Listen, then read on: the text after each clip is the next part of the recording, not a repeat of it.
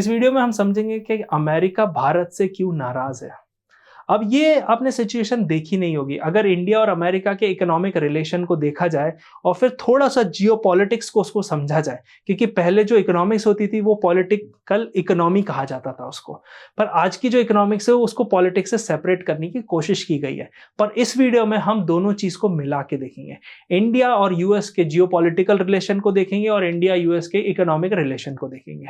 अब बहुत सारे फैक्टर्स हैं इंडिया और यूएस के बीच में कॉमन, पर यहाँ पे दो तीन चीजें आपको यहाँ समझने की बहुत जरूरत है जो कि आपको ये पिक्चर पूरी क्लियर कर देगी। और जो भी आपकी आंखों पे पट्टी बंधी है, क्योंकि हमारी मीडिया या नैरेटिव जो क्रिएट किया जाता है उसके रिगार्डिंग आपको समझ में आएगा कि असली खेल कहाँ पर चल रहा है।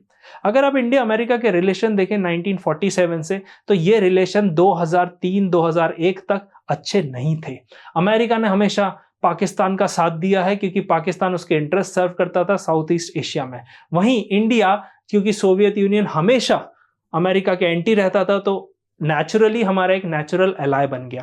अब रशिया और इंडिया हमेशा साथ रहे, पर 2001 के बाद जब global terrorism south east Asia तरफ आ गया, ओसामा बिन लादेन के इंटरेस्ट, वर्ल्ड ट्रेड सेंटर और पेंटागन बिल्डिंग के ब्लास्ट के बाद अमेरिका को लगा कि इंडिया एक डोमिनेंट प्लेयर हो सकता है, क्योंकि जो यूएस अचीव करना चाह रहा था साउथ ईस्ट एशिया में वो उसको पाकिस्तान के थ्रू मिला नहीं।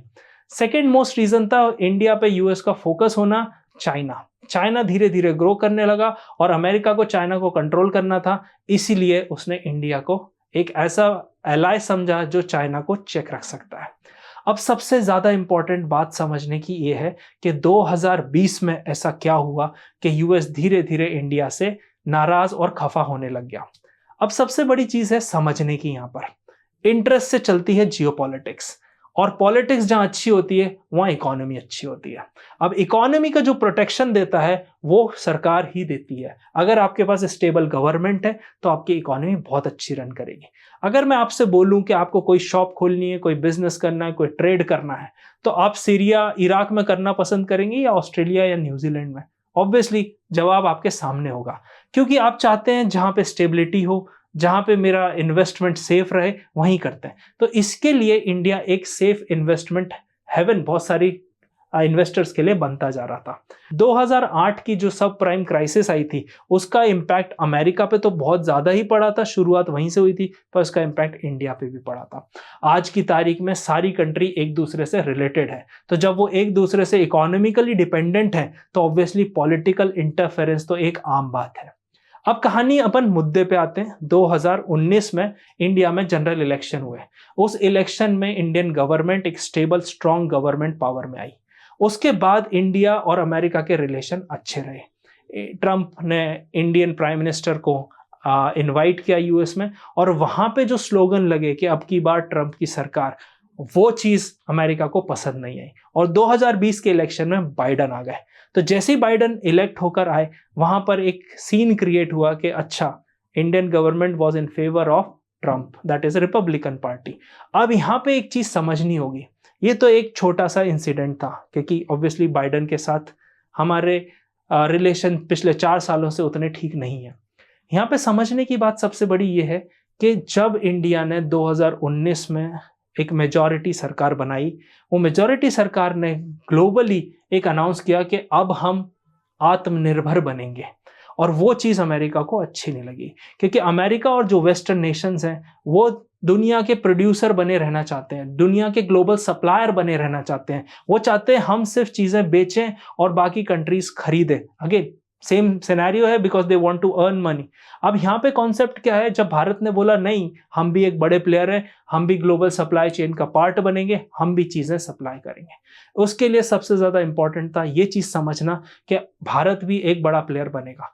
अब मार्केट लिमिटेड है, जब प्लेयर्स ज्यादा हो जाएंगे तो मार्केट शेयर कहीं ना कहीं डिस्ट्रीब्यूट होता है, और वेस्टर्न कंट्रीज का मार्केट शेयर कम होगा या मार्केट शेयर कटेगा, वो चीज उनको पसंद नहीं आई। इसके लिए अगर आप बहुत सारे इंसिडेंट्स देख सकते हैं, छोटे छोटे इंसिडेंट है, खालिस्तान के इंसिडेंट हो गए, किसी अननोन गनमैन वाले, वो सारे पॉइंट किए जा रहे हैं इंडिया की तरफ ताकि इंडियन की इकोनॉमी को हर्ट कर सके। छोटे छोटे इशू हैं जिनको G7 समिट में अभी रिसेंटली बाइडन ने भी उठाया कि हम पन्नू का इंसिडेंट है वो हम ग्लोबल लेवल पे, अब G7 is not a platform to discuss that. Problem कहां पर है, रूट कॉज कहां पर है, ये आपको समझना होगा। रूट कॉज है सबसे बड़ा आत्मनिर्भर भारत प्रोग्राम।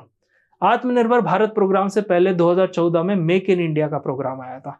वो मेक इन इंडिया में इंडिया एक सप्लाई चेन का पार्ट बनना चाहता था, पर कोविड-19 के बाद हमने एक प्रॉब्लम देखी कि हमारी खुद पे निर्भरता कितनी ज्यादा इंपॉर्टेंट है। हम क्यों दूसरों कंट्री पे डिपेंडेंट नहीं रह सकते, specially on major issues like food, major issues like water, major issues like pharmaceutical, defence equipments etcetera etcetera.